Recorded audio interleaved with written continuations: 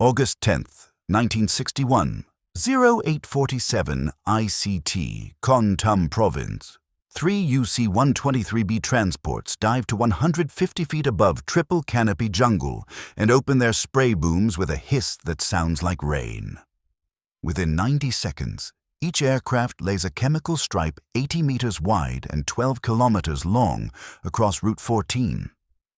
The liquid smells sweet, like diesel cut with solvent, and clings to leaves in droplets the size of thumbnails. By noon, the canopy droops. By week's end, it browns. By month's end, sunlight reaches the forest floor for the first time in a century. Ranch Hand, the code name for the spray mission, promises to strip the jungle that hides People's Army of Vietnam supply routes and Viet Cong staging areas. Generals call it a technological shortcut. Deny the enemy cover, and the war ends faster. Between 1962 and 1971, U.S. and South Vietnamese crews spray nearly 20 million gallons of herbicide across 3 million hectares of South Vietnam. The spray boom hiss becomes the signature sound of a campaign that delivers perfect visibility at a price no one counted. The conventional story holds that defoliation was a precision tool. Spray the trails, expose the infiltrators, force them into the open where air and artillery could finish the job. Ranch Hand pilots flew low and slow to maximize coverage. Agronomists blended formulas to match target foliage. Tactical officers drew grids on maps and called it surgical. The herbicides, Agent Orange, Agent White, Agent Blue, bore color-coded stripes on 55-gallon drums, each tailored to jungle, mangrove, or rice. Official reports filed by Military Assistance Command, Vietnam claimed that defoliation reduced ambushes by 30% along treated corridors and shortened response times for ground units. Press releases from 7th Air Force described the program as a humanitarian measure, saving Allied lives by denying concealment to the enemy.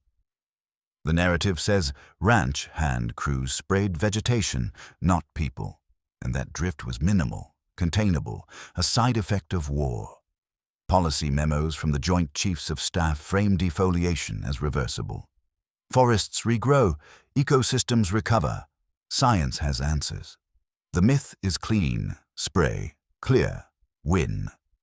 Ranch Hand operates as an industrial spray system grafted onto a counterinsurgency war, and the machinery begins with logistics. By January 1962, the 315th Air Commando Wing establishes a forward operating hub at Bien Hoa Air Base, 25 kilometers northeast of Saigon. Within 18 months, 2 more hubs open at Gia Nang Air Base in Y Co and Phu Cat Air Base in Hoscakun Co, creating a network that can strike targets from the demilitarized zone to the Samao Peninsula. Each hub stores thousands of 55-gallon drums stacked in open-air depots under sheet metal roofs. Ground crews pump herbicide into 1,000-gallon internal tanks aboard C-123. Providers, aircraft retrofitted with spray bars mounted under the wings and rear fuselage. A typical sortie carries enough chemical to treat 120 hectares in a single pass. Ranch Hand missions fly in formation, 3 to 6 aircraft line abreast. So a single run can blanket a target zone half a kilometer wide. Flight altitude holds at 150 feet above ground level to reduce drift, but wind speeds above 10 knots scatter droplets across unintended areas. The C-123 cruises at 130 knots, slow enough for accurate release but fast enough to evade ground fire. Forward air controllers in O-1 Bird Dogs or O-2 Skymasters mark spray zones with white phosphorus rockets before the providers arrive. MACV approves target lists compiled from aerial reconnaissance, signals intelligence, and ground reports. Final authority rests with the U.S. Embassy and the South Vietnamese Joint General Staff. Agent Orange, a 50-50 mix of 2,4-dichlorophenoxyacetic acid and 2,4,5 trichlorophenoxyacetic acid, becomes the workhorse formula, accounting for roughly 12 million of the 20 million gallons sprayed. The manufacturing process for 2,4,5T generates a contaminant called 2,3,7,8 tetrachlorodibenzo epidioxin, or TCDD, at concentrations measured in parts per million. No one in 1962 considers TCDD a threat. Military specifications allow up to 1 part per million, and some batches exceed 50 parts per million. Ranch hand crews wear no protective gear beyond standard flight suits. Ground troops move through sprayed zones within days of application. The program scales rapidly. 1,034 sorties in 1965. 1,966 sorties in 1967, as MACV expands the list of approved targets to include base perimeters, roadways, and crop denial zones. Crop destruction aims to starve Viet Cong forces in contested areas, and Agent Blue, an arsenic-based formula, kills rice paddies within 48 hours. By 1968, Ranch Hand operates on an assembly line rhythm: request, approval, sortie, assessment, repeat. The mechanism is efficient, measurable, and scalable. It treats forests as obstacles and chemicals as tools, nothing more. But the drums carry an orange stripe, and inside each drum, dioxin molecules bind to fat cells and refuse to break down. The spray boom hiss announces a mission that will not end when the aircraft return to base. Ground crews at Bien Hoa load 6,000 gallons per day during peak operations, enough to treat 720 hectares. The numbers work. 3 million hectares sprayed over 9 years equals 330,000 hectares per year, or 900 hectares per day when averaged. Ranch Hand flies 19,905 sorties between 1962 and 1971, an average of 6 sorties per day over the program's lifespan. Each sortie costs approximately $1,400 in herbicide alone, not counting fuel, maintenance, or aircrew pay. The mechanism hums along because it solves a tactical problem, jungle cover, without asking what happens after the leaves fall. It is a system built to deliver visibility, and visibility is exactly what it delivers. The orange stripe on a 55-gallon drum means Agent Orange, but the stripe tells nothing about what lies dissolved in the oil-based carrier inside. Between 1962 and 1970, 6 U.S. chemical manufacturers, Dow Chemical, Monsanto, Diamond Shamrock, Hercules Inc., Thompson Haywood Chemical, and Uniroyal, produce Agent Orange under Defense Supply Agency contracts. Each batch mixes equal parts 2,4-D and 2.4,5-T, both phenoxy herbicides developed for agricultural use in the 1940s. The synthesis of 2,4,5-T requires heating trichlorophenol in a reactor, and if the temperature climbs above 160 degrees Celsius, TCDD forms as a byproduct. Military specifications allow up to 1 part per million TCDD, but testing in the 1960s is inconsistent. In 1970, a study by the Bionetics Research Laboratory finds that 2,4,5-T causes birth defects in laboratory mice at doses far below agricultural exposure levels. The finding forces the Department of Defense to re-examine stored herbicide, and samples collected from Bien Hoa, Da Nang, and Phuket reveal TCDD concentrations ranging from 2 to 47 parts per million, up to 47 times the allowable limit. By that point, 12 million gallons of Agent Orange have already been sprayed across South Vietnam. Each gallon delivers not only herbicide, but also a load of dioxin that binds to soil particles, resists photodegradation, and enters the food chain through lipid-soluble pathways. TCDD's half-life in soil ranges from 7 to 12 years under tropical conditions, meaning that areas sprayed in 1965 still harbor measurable contamination in 1977. The drums arrive in country via cargo ship, offloaded at the ports of Saigon and Cam Ranh Bay, then trucked to forward air bases under no special handling protocols. Ranch hand ground crews puncture drums with hand-operated pumps, transferring herbicide directly into aircraft tanks. Spills are common. Concrete aprons at Bien Hoa show persistent staining from decades of leakage, and soil samples collected in 2003 register TCDD levels exceeding 1,000 parts per trillion, the threshold for hazardous waste under U.S. Environmental Protection Agency standards. Dr. Arnold Schechter, a public health physician who conducts field surveys in Vietnam during the 1980s and 1990s, measures dioxin in fish, duck fat, and human breast milk near former spray bases. We found elevated TCDD levels in every sample collected within 10 kilometers of Bien Hoa. The contamination is not random. It tracks the logistics chain, from storage depots to loading aprons to spray corridors. In 1968, ranch hand crews spray the A Luoi and A Sao valleys in Tua Thien province, targeting infiltration routes along the Ho Chi Minh Trail. The valleys receive multiple applications. Some zones are hit 3 or 4 times between 1966 and 1970. Resulting in cumulative exposures that exceed 100 kilograms of herbicide per hectare. Montagnard villagers living in the valleys report livestock deaths, crop failures, and skin lesions within weeks of spray missions. No medical follow-up occurs. The villagers are not classified as allies, and their complaints do not enter MACV reporting channels. By 1969, Ranch Hand expands operations into the U Minh Forest, a 100,000-hectare mangrove wilderness in Sa Mau province that shelters Viet Cong base camps. Mangroves are exceptionally sensitive to herbicide.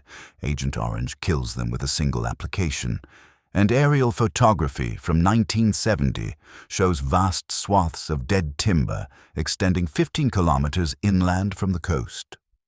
Post-war studies estimate that 24% of South Vietnam's mangrove forests are destroyed by herbicide, a loss that accelerates coastal erosion and eliminates fish nurseries. The drums keep coming because the system works as designed.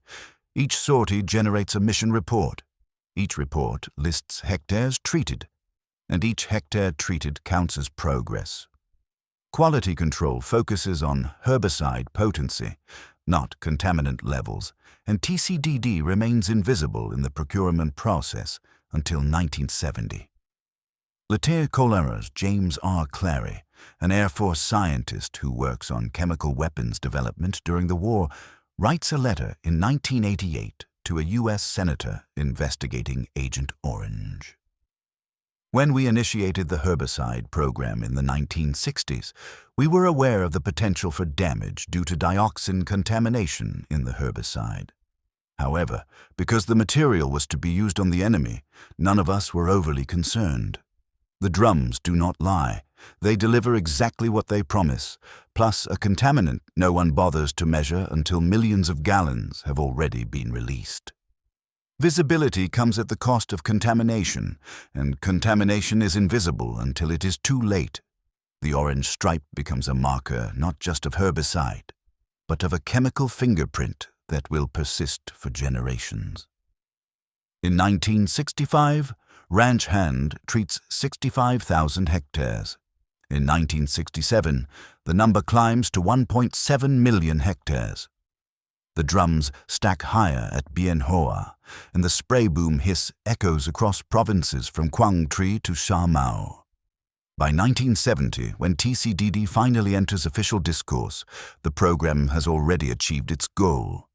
Forests are gone, trails are exposed, and the enemy has adapted by moving deeper into the remaining cover. The drums, empty and rusting, remain stacked at abandoned air bases, leaking dioxin into groundwater for decades. Not a procurement failure, but a system that never asked the right questions. Ranch Hand pilots call themselves Herd and paint their unit insignia, a cowboy on horseback swinging a lasso, on the noses of their C-123 providers. The motto, "Only we can prevent forests," appears in squadron briefings, on patches, and in mission logs, a dark joke that acknowledges the mission's absurdity. Flying at 150 feet above ground level at 130 knots turns every sortie into a ground fire gauntlet, and ranch hand aircraft take more hits per sortie than any other fixed-wing unit in Southeast Asia. Between 1962 and 1971, enemy fire damages ranch hand aircraft on 329 separate occasions, a hit rate of roughly 1.6% per sortie.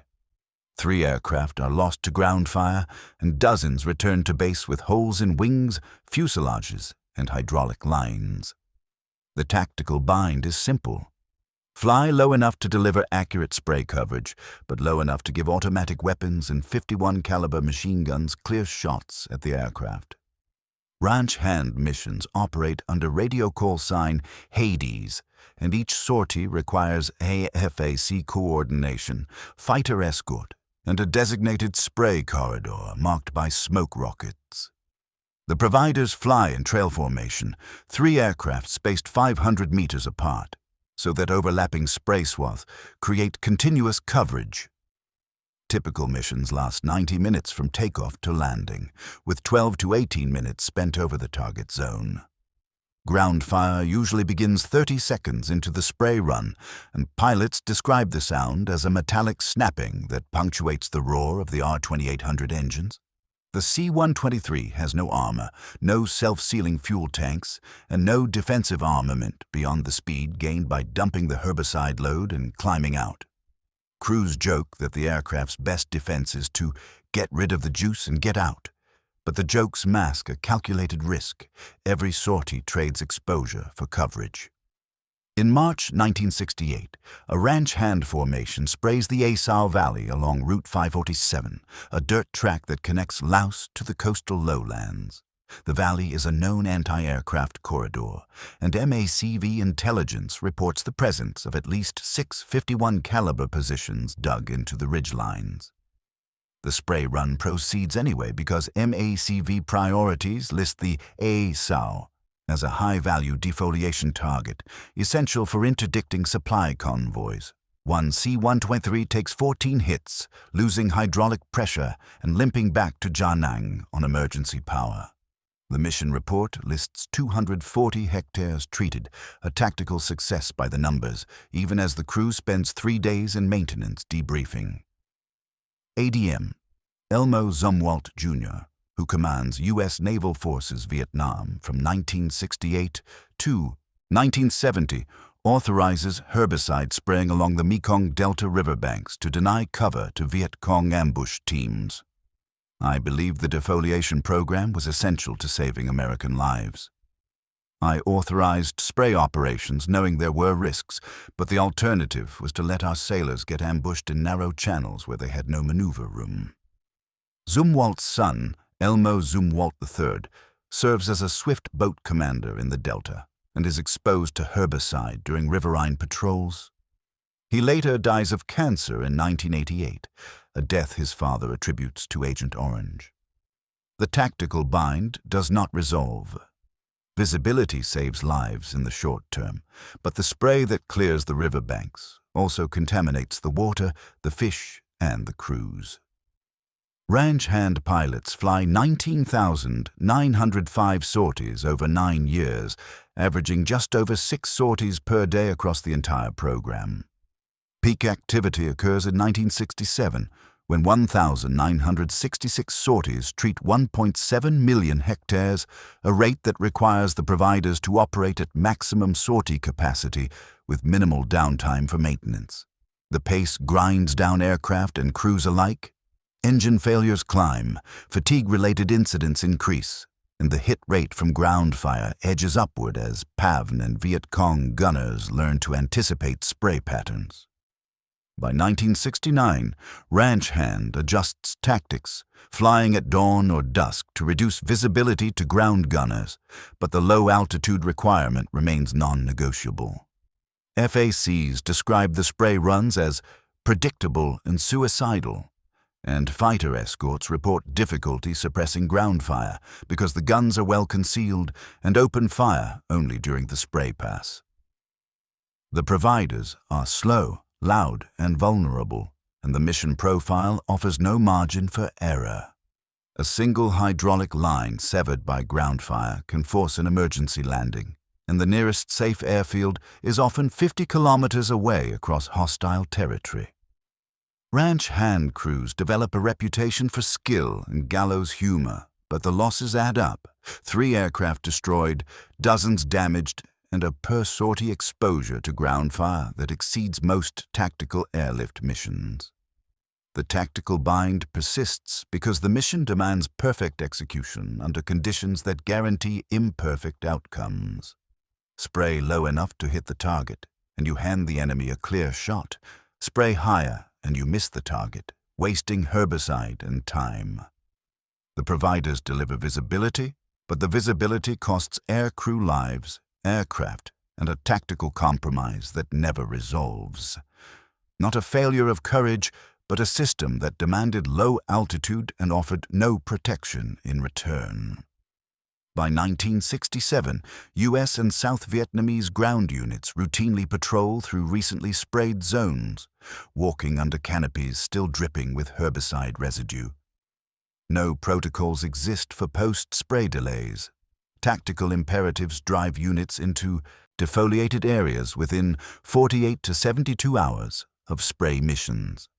Soldiers report skin rashes, respiratory irritation, and gastrointestinal distress, but field medics attribute the symptoms to heat, insect bites, or contaminated water. The herbicide mist settles on uniforms, equipment, and exposed skin, and no one issues protective gear or decontamination guidance. Ranch hand crews fly in open cockpit conditions during spray runs, windows open for visibility, and return to base with flight suits stained orange. Ground crews at Bien Hoa, Da Nang, and Phuket handle drums, pumps, and spray equipment without gloves, breathing vapors that smell like diesel cut with chemical solvent. Vietnamese civilians living near spray corridors report crop failures, livestock deaths, and skin lesions within weeks of defoliation missions, but their complaints do not enter MACV medical channels. The U.S. military maintains no registry of herbicide exposure, and medical records from the war years contain no standardized questions about proximity to spray operations. Dr. Jeanne Stellman, an epidemiologist at Columbia University, begins reconstructing Agent Orange exposure in the 1990s using declassified ranch hand mission logs, weather data, and spray coordinates. The spray drift patterns were far more extensive than the military acknowledged. Wind carried herbicide droplets up to 50 kilometers from the target zone, and population centers, villages, and rice paddies were routinely exposed. Stellman's model estimates that 2.1 to 4.8 million Vietnamese civilians were directly exposed to herbicide spray, a range that includes everyone living within 10 kilometers of a spray corridor. The estimate does not include secondary exposure through contaminated food, water, or soil, pathways that expand the exposure population by an order of magnitude. TCDD accumulates in fatty tissue and crosses the placental barrier, meaning that pregnant women exposed to herbicide pass dioxin to their fetuses. By the 1970s, reports from South Vietnamese hospitals document an increase in birth defects, neural tube defects, cleft palates, limb malformations, in provinces with high defoliation intensity. The Vietnamese government attributes the defects to Agent Orange, but U.S. officials dispute the link, citing insufficient epidemiological data and confounding variables. The dispute lasts for decades, and the lack of wartime medical records makes definitive causation impossible to prove in individual cases. In 1991, the U.S. National Academy of Sciences publishes the first of a series of biennial reports on the health effects of herbicide exposure, reviewing thousands of studies on TCDD toxicity.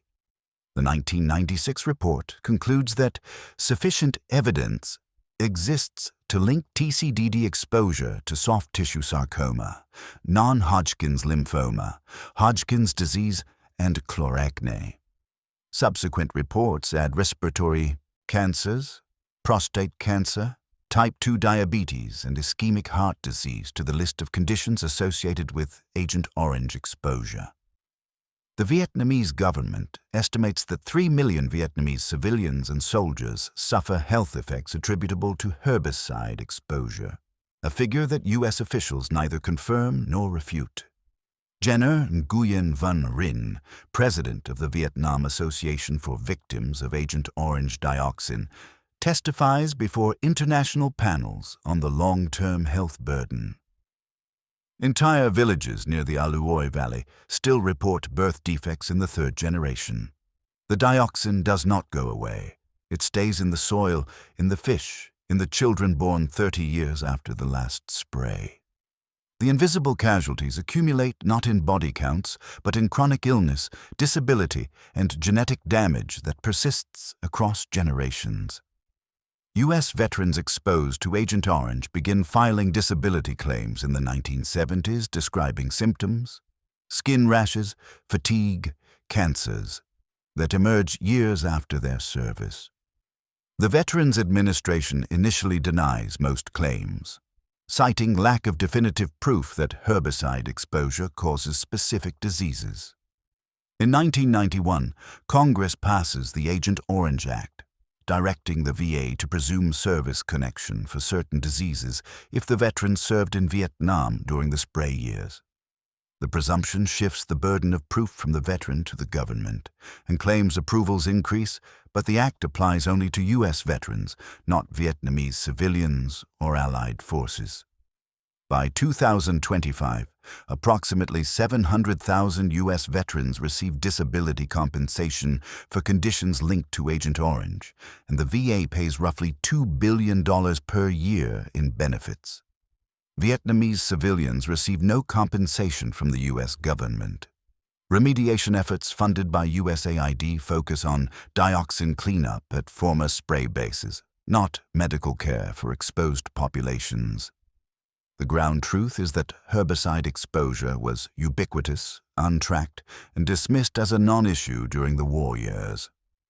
Soldiers walked through sprayed zones, crews breathed herbicide vapors, and civilians lived in contaminated areas, all without warning or protection. Not invisible enemies, but invisible wounds that outlasted the war. On April 15, 1970, 10:15 ICT, the Deputy Secretary of Defense issues a directive suspending the use of 2,4,5-T, the active ingredient in Agent Orange, pending a review of toxicological data. The directive arrives at MACV headquarters in Saigon the same day, and within 72 hours, ranch hand crews at Bien Hoa, Da Nang, and Phu Cat receive orders to halt all Agent Orange spray missions. The suspension follows a February 1970 announcement by the White House that the Department of Defense will restrict 2,4,5-T use around lakes, ponds, and areas where people reside, after the bionetic study links the GEC chemical to birth defects in laboratory animals. The policy pivot is abrupt, driven not by field observations or Vietnamese complaints, but by domestic political pressure and scientific findings published in the United States. By April 1970, Ranch Hand has already sprayed 11.8 million gallons of Agent Orange across South Vietnam, representing roughly 60% of all herbicide used in the program. The suspension does not end the herbicide program. Ranch Hand continues operations with Agent White and Agent Blue through early 1971, but it marks the beginning of the program's wind-down. In January 1971, MACV issues a final directive terminating all herbicide operations in South Vietnam, and the last spray mission flies on January 7, 1971, over a target zone near the Cambodian border. The policy pivot is reactive, not proactive. It occurs only after millions of gallons have been released and only after U.S. public opinion shifts against the war.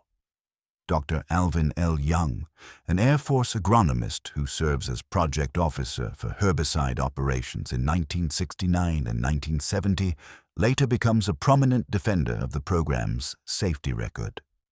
The exposure levels experienced by military personnel and Vietnamese civilians were below the threshold for adverse health effects. The scientific consensus at the time was that herbicides, when used as directed, posed no significant health risk. Young's position reflects the official stance of the Department of Defense through the 1980s, but subsequent research contradicts that consensus. The National Academy of Sciences reviews accumulate evidence that TCDD is a potent carcinogen and teratogen at doses far below those considered safe in the 1960s. In 2009, the Academy concludes that sufficient evidence of association exists between herbicide exposure and at least 14 diseases, including several cancers, diabetes, and peripheral neuropathy. The policy pivot in 1970 did not arise from internal military health surveillance. No such system existed, but from external scientific findings that forced a political reckoning. The Bionetic study, funded by the National Cancer Institute, tests 2,4,5 to T on mice, rats, and hamsters at doses equivalent to human occupational exposure. The results show increased rates of cleft palate and kidney malformations in offspring, and the study's release triggers media coverage that links Agent Orange to birth defects. The White House responds by restricting domestic use of 2,4.5 T, and the Department of Defense follows suit to avoid further controversy. The decision is framed as precautionary, but it effectively concedes that the herbicide poses risks that were not considered when the program began in 1961. Ranch hand crews at Bien Hoa paint over the orange stripes on remaining drums, reclassifying the herbicide as hazardous waste rather than operational supply. Thousands of drums remain in storage at Bien Hoa, Da Nang, and Phuket after the program ends, and disposal plans are vague.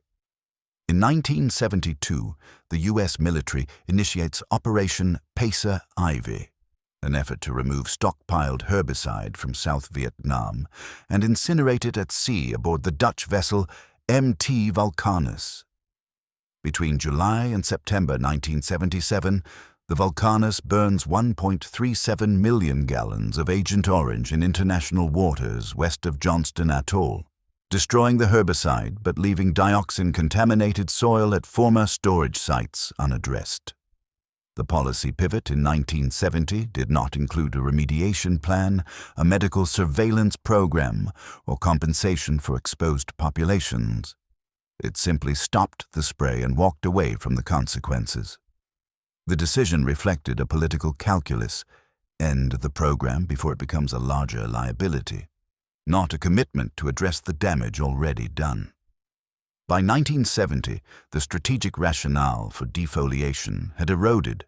PAVN and Viet Cong forces adapted by moving deeper into Laos and Cambodia, and the tactical advantage of exposed trails diminished as U.S. ground forces began withdrawing under Vietnamization. The herbicide program delivered diminishing returns at increasing political cost, and the dioxin findings provided a convenient exit point. The spray boom hiss fell silent in January 1971, but the dioxin remained in the soil, the groundwater, and the bodies of those who lived through the spray years. Not a cover-up, but a quiet retreat from a program that succeeded tactically and failed morally. The spray boom hiss stops in January 1971, but the drums remain, the dioxin persists, and the health effects spread across generations. Ranch Hand delivered exactly what it promised: visibility, exposure, and a tactical advantage. But the program did not account for what would happen after the forests died. The mechanism worked, the math worked, the logistics worked. The visibility arrived on schedule, but the cost was deferred, invisible, and unpaid for 50 years. What follows is not the end of the program, but the long aftermath, where the consequences outlast the mission. In 2003, Vietnamese scientists from the Hatfield Consultants and the Vietnam-based 1080 Committee conduct soil sampling at the former Bien Hoa Air Base, 25 kilometers northeast of Ho Chi Minh City. The team drills cores from the loading apron where ranch hand crews pumped Agent Orange into C-123 spray tanks for 9 years. The samples register TCDD concentrations exceeding 1,000 parts per trillion in surface soil and 300 parts per trillion at depths of 2 meters. Under U.S. Environmental Protection Agency standards, soil contaminated above 1 part per trillion requires remediation. Bien Hoa's contamination is 1,000 times that threshold. The site contains an estimated 500,000 cubic meters of dioxin-contaminated soil, making it the largest single dioxin hotspot on Earth. Remediation begins in 2019, funded by a $390 million allocation from the U.S. Congress, and involves excavating contaminated soil, heating it to 335 degrees Celsius in a thermal desorption facility, and reburying the treated material. The process is expected to take a decade and will clean only the immediate area around the former loading apron, not the surrounding residential neighborhoods where groundwater carries dioxin into wells and ponds. Gia Nang Air Base undergoes a similar remediation between 2012 and 2018, at a cost of $110 million, using the same thermal desorption technology to treat 90,000 cubic meters of soil. Phuket Air Base remains unaddressed as of 2025. Budget constraints and lower contamination levels place it lower on the priority list. The remediation efforts focus on containment, not reversal. Dioxin is neutralized at the source, but the broader landscape, contaminated by decades of runoff and drift, remains beyond the scope of funded cleanup. Dr. Arnold Schechter returns to Vietnam in 2019 to conduct follow-up surveys near Bien Hoa and finds TCDD levels in fish and duck fat have declined by 30 to 50% since his 1988 baseline measurements. The progress is measurable, but the contamination is still present at levels that pose long-term health risks. Remediation addresses the hotspots, but it does not address the people who have been eating contaminated fish for 40 years. The health burden extends across 3 generations: soldiers and civilians exposed during the war years, their children born in the 1970s and 1980s, and grandchildren born after 2000. The Vietnamese government operates a network of Agent Orange-focused clinics, providing medical care and disability support to approximately 200,000 individuals certified as victims of herbicide exposure. The certification process requires documentation of residence or service in a spray zone, plus a diagnosis of one of several recognized conditions: birth defects, cancers, chlorachin, or peripheral neuropathy. The system is under-resourced, and many eligible individuals never apply because they lack documentation or live in remote areas without access to clinics. In 2004, the Vietnam Association for Victims of Agent Orange Dioxin files a class action lawsuit in U.S. federal court against 37 chemical manufacturers seeking compensation for health damages and environmental cleanup costs. The lawsuit argues that the manufacturers knowingly supplied a defective product, herbicide contaminated with TCDD, and failed to warn the U.S. government or the Vietnamese population of the risks. In 2005, Judge Jack B. Weinstein of the U.S. District Court for the Eastern District of New York dismisses the case, ruling that herbicides were not considered poison under international law, and that the manufacturers were government contractors immune from liability. VAVA appeals the decision, but the dismissal is upheld in 2008, and the U.S. Supreme Court declines to hear the case. The legal pathway closes for Vietnamese plaintiffs, leaving diplomatic and humanitarian channels as the only routes for redress. U.S. veterans exposed to Agent Orange fare better in the legal system, though their path is also fraught with delays and bureaucratic hurdles. The first wave of veterans' claims in the 1970s and 1980s is met with blanket denials from the Veterans Administration, which argues that no definitive link exists between herbicide exposure and specific diseases. In 1984, 7 chemical manufacturers settle a class action lawsuit filed by U.S. veterans, agreeing to pay $180 million into a compensation fund without admitting liability. The settlement distributes payments based on disability level and type of disease, but many veterans receive less than $5,000, and the fund exhausts itself within a decade. The 1991 Agent Orange Act shifts the burden of proof by establishing a presumptive service connection for certain diseases, meaning that veterans who served in Vietnam during the spray years do not need to prove direct exposure. Their presence in country is sufficient. The list of presumptive diseases grows over time as the National Academy of Sciences reviews accumulate evidence. By 2025, the list includes 14 conditions, and the VA processes roughly 20,000 new Agent Orange-related claims per year. The VA estimates that cumulative compensation payments for Agent Orange-related disabilities will exceed $50 billion by 2030.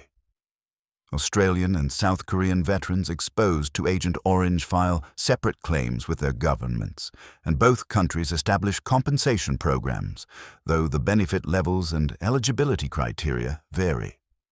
The divergent outcomes: U.S. veterans receive billions in benefits, Vietnamese civilians receive clinic access, but no direct compensation, reflect the asymmetries of legal standing, political power, and international law.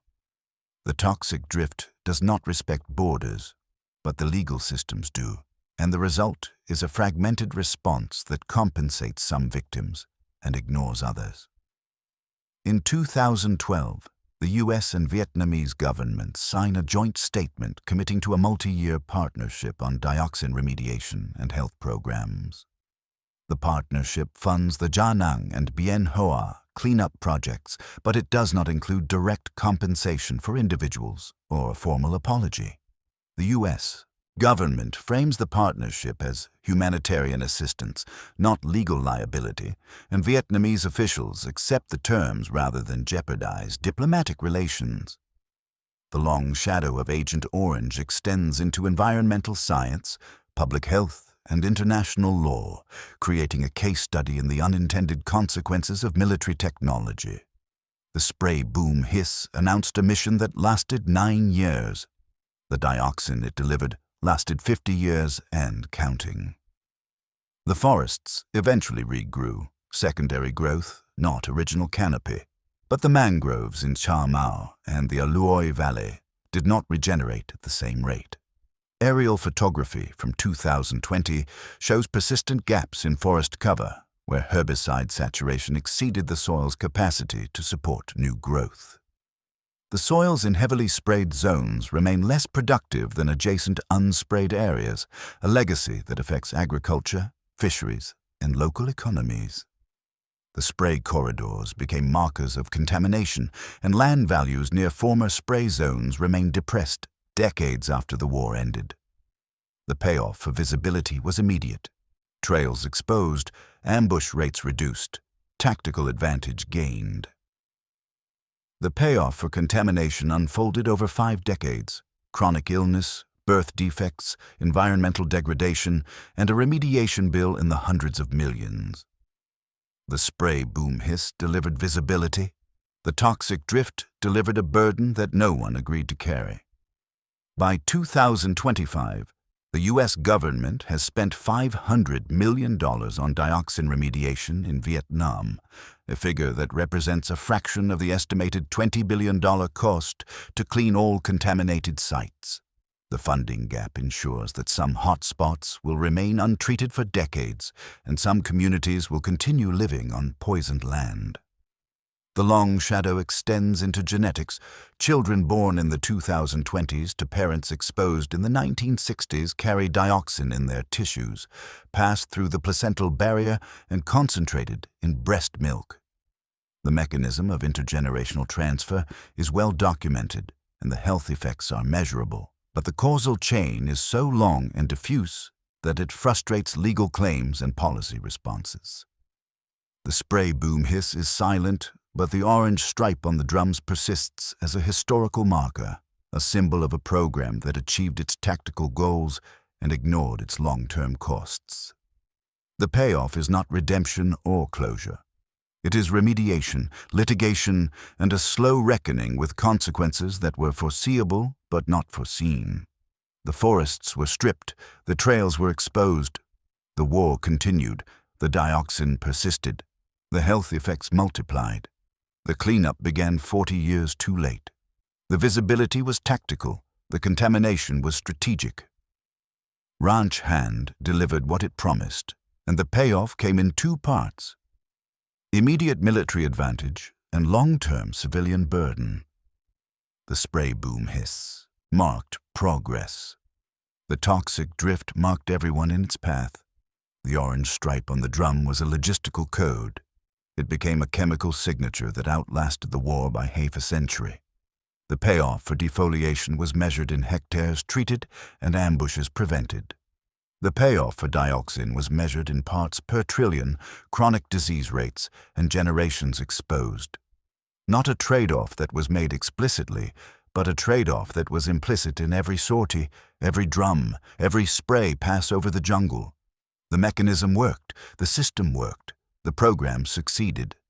The payoff arrived decades later, and it was not what anyone expected. The long shadow is not a metaphor. It is measurable in soil samples, medical records, and remediation budgets. The spray boom hiss stopped in 1971. The dioxin persists in 2025. The visibility was temporary. The contamination is permanent. The forests grew back. The people did not heal. The tactical advantage was real. The long-term cost was real. The payoff is still being calculated 50 years after the last sortie. Not a failure of intent, but a success that came at a price no one agreed to pay. Ranch Hand ends on January 7, 1971, but the dioxin does not. The C-123 providers are decommissioned, scrapped, or transferred to reserve units, and some are later found to be contaminated with residual TCDD that off-gases in enclosed spaces. In 2015, the VA extends Agent Orange presumptive benefits to Air Force reservists who flew or maintained C-123s after 1971, acknowledging that the aircraft themselves became vectors of exposure. The spray booms are removed, the drums are incinerated at sea, and the air bases are handed over to Vietnamese authorities. But the toxic residue remains embedded in soil, groundwater, and living tissue.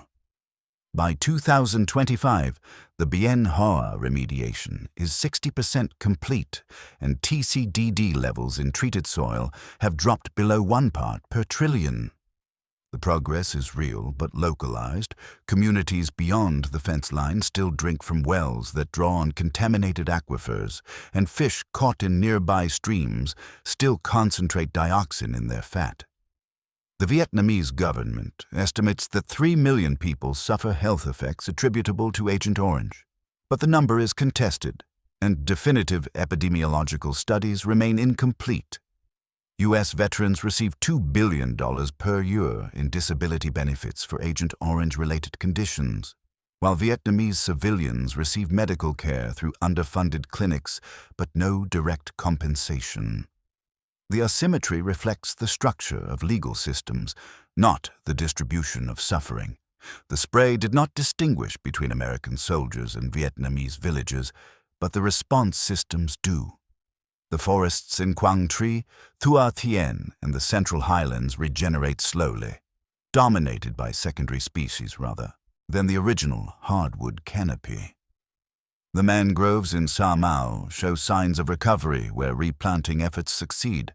but large swaths remain barren, and coastal erosion accelerates where tree cover is lost.